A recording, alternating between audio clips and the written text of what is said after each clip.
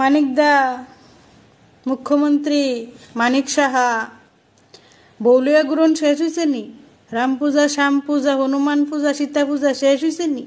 Bihar vote প্রচার শেষ হয়েছে নি? যদি শেষ হয়ে থাকে একটা দুইটা কথা ত্রিপুরাবাসীর উত্তর দেন। জিরানিয়া ড্রাগ ট্রেন কেসের কোনো আপডেট নাই। এত বড় একটা ট্রেন দিয়া 4.5 crore টাকার ড্রাগস আইছে, কোনো আপডেট নেই, নো অ্যারেস্ট। কি কারণে? যখন একটা স্কুটি দিয়া ড্রাগ স্কুটির মালিকরে তুল্লা লইয়া যা জেলে ডাইলা দে, 2 চাক্কা 3 চাক্কা হইলে 3 চাক্কার মালিকরে তুল্লা নিয়ে জেলে ডাইলা দে, 12 চাক্কা হইলে 12 চাক্কার মালিকরে নিয়ে জেলে ডাইলা দে, মিডিয়াতে দেখায়। তাহলে এত বড় একটা ট্রেন দিয়া যে ড্রাগ আইছে ওইটার কোনো আপডেট নেই, নো অ্যারেস্ট কি লিগা? তাহলে কি ধরে নেওয়া যায় ওই 4.5 crore টাকার ড্রাগস জিরানিয়ার মালিক, এমএলএ, মন্ত্রী আর আমনি মিললে ওই আনাইছেন? ধরে নেওয়া যা, ঠিক আছে না?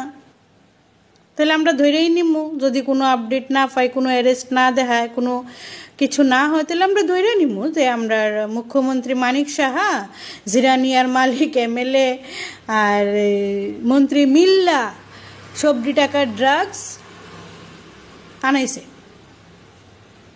নাহলে সাধারণ মানুষ যদি করতো তাহলে এতদিনে অ্যারেস্ট হয়ে যেত। ট্রেনের মালিক কেড়ে হনো অ্যারেস্ট হয়েছে না, ট্রেনের ড্রাইভার কেড়ে অ্যারেস্ট হয়েছে না, ট্রেনটারে কেড়ে থানাত নেওয়া হয়েছে না। কিছু করেন, উত্তর দেন কিছু। এত আর ঘুরবেন? বিহার ভোট প্রচারে গিয়া তো খুব চিল্লাইছেন, এত উৎসাহিতভাবে ভাষণ দিয়েছেন, মানে সব ভুল্লা গেছেন গা, সব ভুল্লা গেছেন গা, দুঃখের দিন সব ভুল্লা গেছেন গা। যার কান্দে ভর কইরা সরকার গঠন করছেন এরই কোন টেররিস্ট। अभी त्रिपुरा में एनएलएफटी, उसके बाद आईटीएफटी, जितना उग्रवादी है सबने अपना वहां पर जो हथियार उन्होंने डाल दिया है। और हम लोग कह सकते हैं कि त्रिपुरा अभी माने वहां पर कोई भी एक भी वहां पर कोई उग्रवादी नहीं है।